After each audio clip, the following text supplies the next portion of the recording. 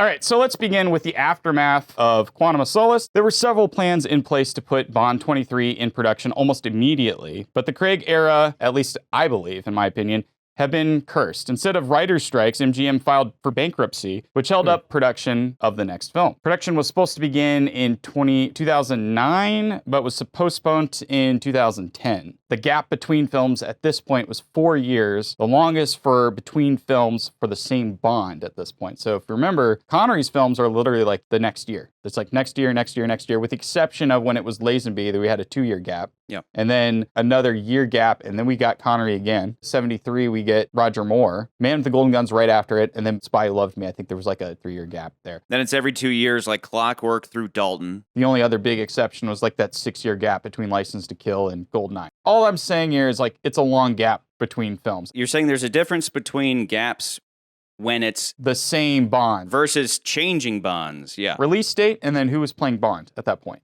And it makes a big difference because I think the Craig era of Bonds is cursed. I'm not going to have the full rundown of why I think that until we get to there. The last movie. But there's a lot of stuff, even in this movie, because Charlie, I can't disagree with you more. I think this movie is deep. I do think, and I know you're saying it's deep and more of like it's not quite tied together. I'm saying I think it is tied together. I think it actually works really well together. I'm not sitting here saying it's trash. It's hard to have nuanced opinions on the internet. I'm going to be harsh on it. If you guys are both raving about it, I'm not going to rave with you. You know, so I'm not sitting here saying it's at the bottom. I'm just so like, what as you're usual, telling me, you just if we hate were at the Skyfall. rave, no, it's not at the bottom. So if we're at the rave, we're doing the ecstasy, and you're just sitting here.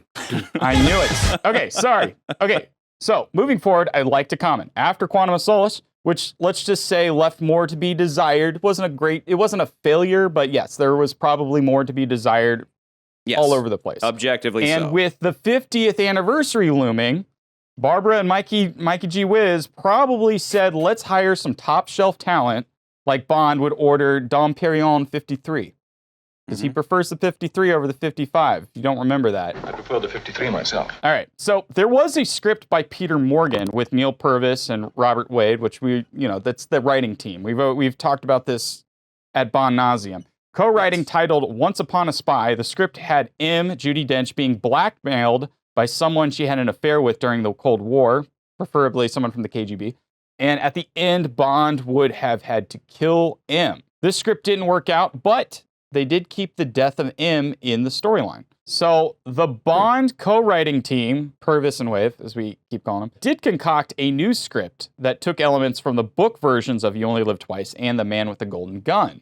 Bond would have had an amnesia, which we talked about. If you guys have seen our videos going over all the Bond books, we talked about how he got amnesia. And then he would return to MI6, which he does in this movie. And then he would have to track down a Scaramanga-style villain, which we got Silva in this movie. How do you like my island? Do you like the island? And then there was even a plan to have a woman he impregnates to track Bond down, which these elements sound familiar, but I don't know from where. Maybe it's a later film. This script also didn't see the light of day because, again, of MGM's financial problems. So this film is directed by Sam Mendes. Many times I've spoken about most of the Bond directors not being big names. In the past, we talked about Peter Jackson possibly directing, Steven Spielberg possibly directing.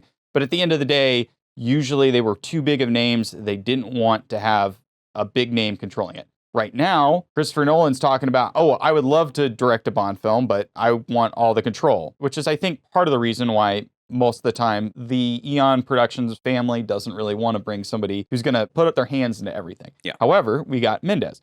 I think Mendes may be the first that is sort of outside the norm. Mendes' filmography includes American Beauty, won Best Picture, and it won Best Director. Road to Perdition. Craig had a role in that one. Also was nominated for a bunch of stuff. Jarhead. And recently, 1917, which also won him a bunch of awards. So he stands out when you look at other Bond directors in those respects. No disrespect to our Lord and Savior, Martin Campbell. May he be praised. I feel like you're gonna edit the... Oh, he will. Daniel Craig had actually shepherded him to direct the next film after Mendes saw Craig in a play. It's called A Steady Rain. I read about it. It is sort of like a tale of Jeffrey Dahmer. It's about these cops who return this Vietnamese boy back to a cannibalistic serial killer, and it's a play. Craig claims he drunkenly offered him the job after they'd reconnected at a holiday party thrown by his stage partner, Hugh Jackman. So that's kind of cool. Mendez took a meeting with Barbara Broccoli and Mikey G. Wiz, and of course, got the job. Going back to the script, though, so the ongoing writing team, Wade and Purvis, had a new draft that featured Raul Sosa, which ends up becoming Silva, but that was the original name. Mendez brought a screenwriter, John Logan, to rewrite the script. Who is he? Well, he's also an impressive list of scripts to his name, which included Any Given Sunday, The Aviator, and Hugo, which were both done with Martin Scorsese, Gladiator, which was Ridley Scott, The Last Samurai with Tommy Cruise. To prepare for Skyfall script, Logan read all the Fleming books, and he watched all the movies. Good. That should be a requirement. We all know that Timothy Dalton did the same thing. That should be a requirement.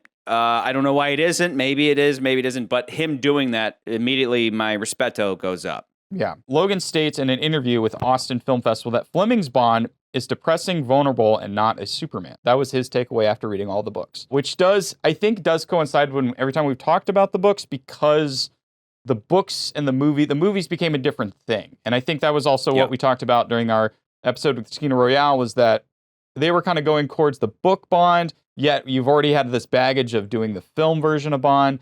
So when you come to do a film version of the first book, it's kind of uneven because you're like, well, it's got to be the movie, but it's also got to be the book. That was our diagnosis of the problem. You're being a reboot, but you're also responding to 40, 50 years of filmmaking. Vodka martini.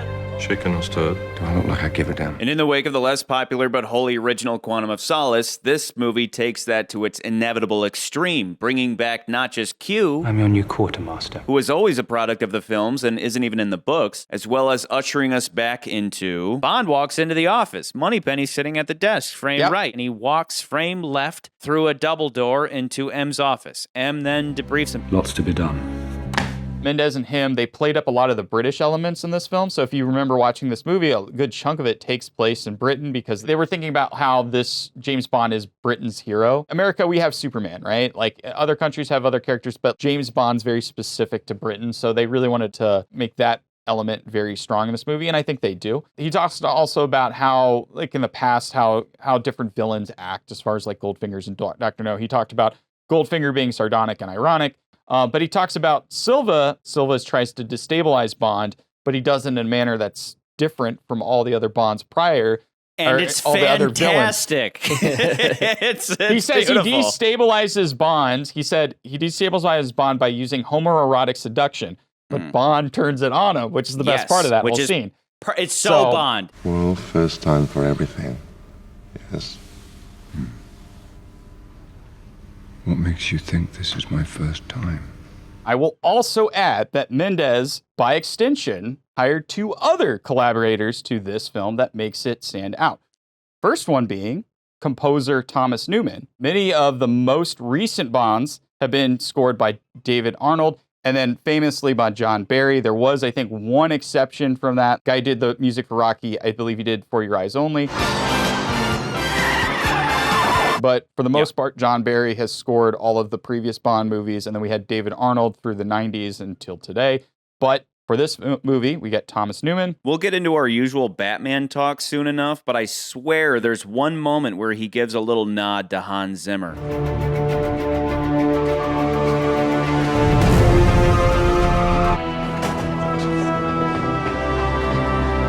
And of course, like this movie, you got to talk about Skyfall by Adele, which is probably one of the best Bond songs in the last forever.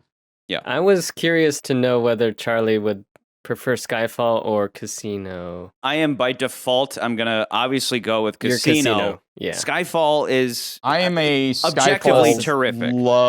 But when love it Skyfall. comes to Skyfall's Bond, really good. remember we talked about how Live and Let Die transcends the movie Live and Let Die, right? Yeah. People are like, I love that song. I had no clue it was attached to a film in the first place.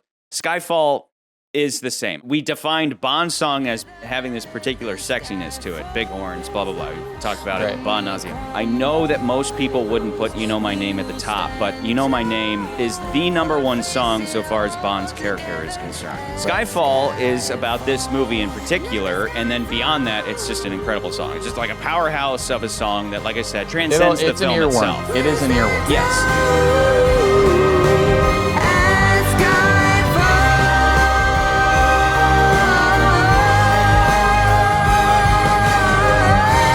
There's two reasons I like it. I like it because it's a great song, for one. Like, it sounds great on the radio. You can listen to it and not realize it's a James Bond song. Yes, you're right.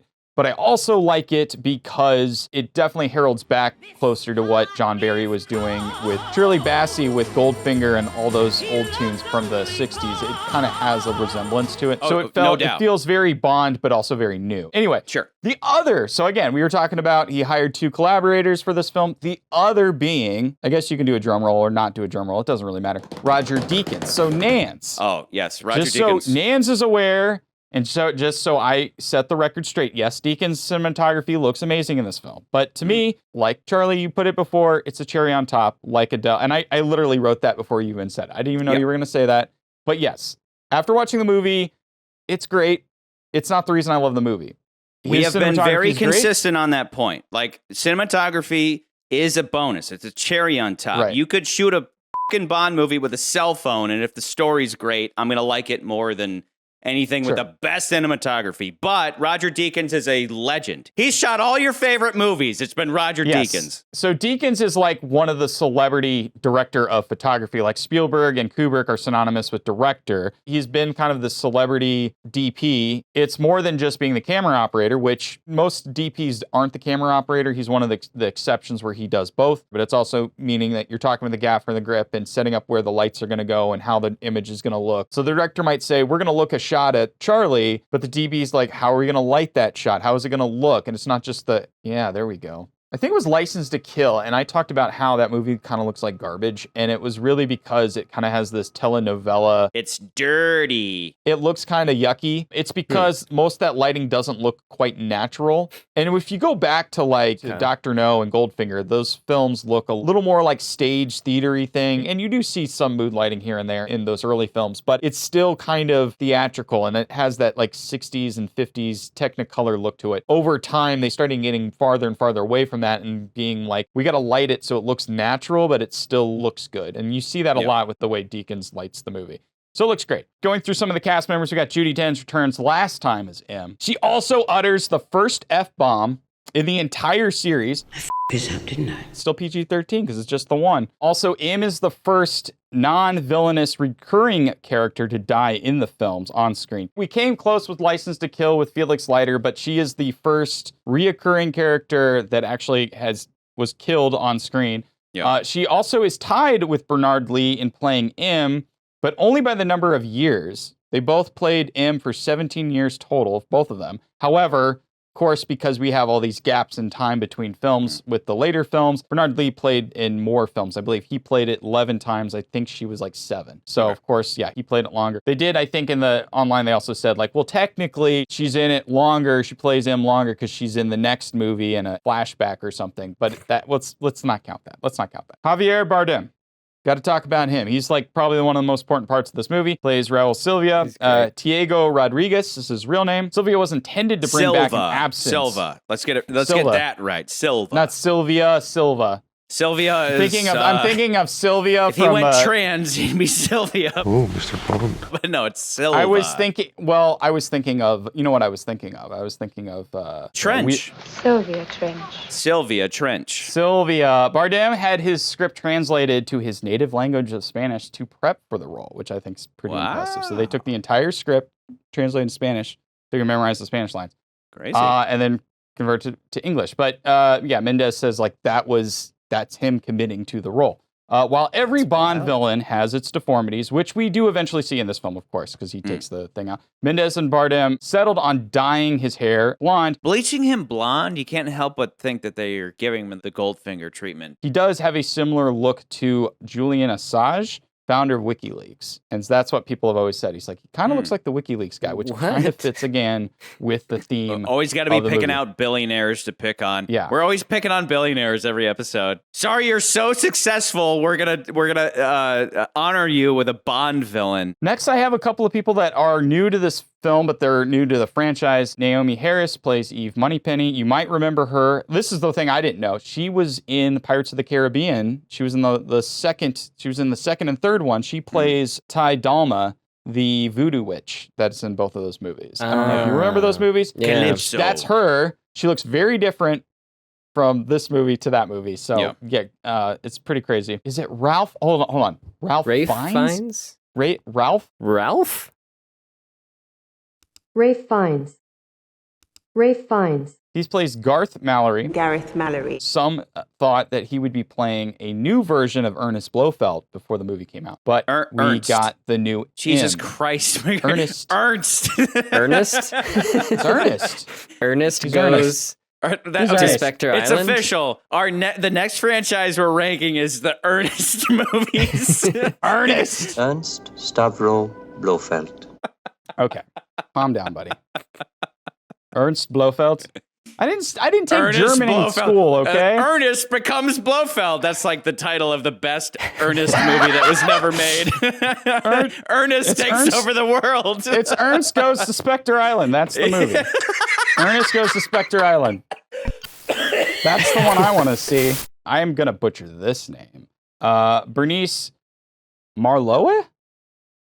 She plays Severine. Once you see a name with like parentheses on letters, you're like, I'm done. I'm done. And then, of course, we got Albert Finney plays Kincaid. This role was originally intended to have Sean Connery. They wanted to ask Sean Connery to come back. The reason why they didn't want to do this, because the producers thought that it was going to be too on the nose. It was just going to take the audience out of the film. Because if they had done that, That's I mean, fair. yes, it would have been cool. It would have been like, oh, that makes so much sense. That's But perfect. it would have been confusing. Remember Die Another Day? The whole thing was, let's have Pierce Brosnan gets a phone call from somebody in Scotland, and it's going to be Sean Connery. Like, they keep trying to do that, and Mikey G. Wiz and Barbara have the I don't know, maturity, The sense. Yeah.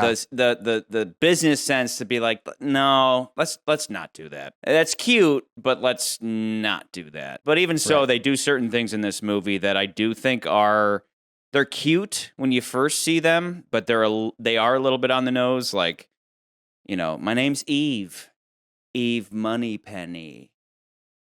Wink, and I'm like, ugh. We got Ben Henshaw, plays Q. First young Q. Wishaw. Wishaw, yeah, you're right. I wrote it. It's just, McCurdy, I love you. Can I just? No, you don't. I'm just You going don't. to tell you right now, No. I love and adore you. You're just like, hate you. you're adorable. You're dumb. Shut up, you're dumb. Anyway, he's the first young Q, but we never find out if he's meant to be Major Boothroyd. Good morning, Major Boothroyd. Morning, Major. Look what Q's brought for us. Of the novels are an entirely different character altogether. Like, they never say which version of Q, if I this think is he's a new new. Q. I think he's new. Or There's if it nothing is to the old indicate that he's Q. Boothroyd. There's a part. He's just new Q. He's He's new Q. guy who Right. heads up Q branch. Did you guys catch the Mikey G. Wiz cameo? I didn't even look one up. Where is it at? Okay. M is standing over the bodies from the gas explosion in MI6. They cut to the door, and in the far background, you just see Mikey G. Wiz standing with a bunch of people outside the door.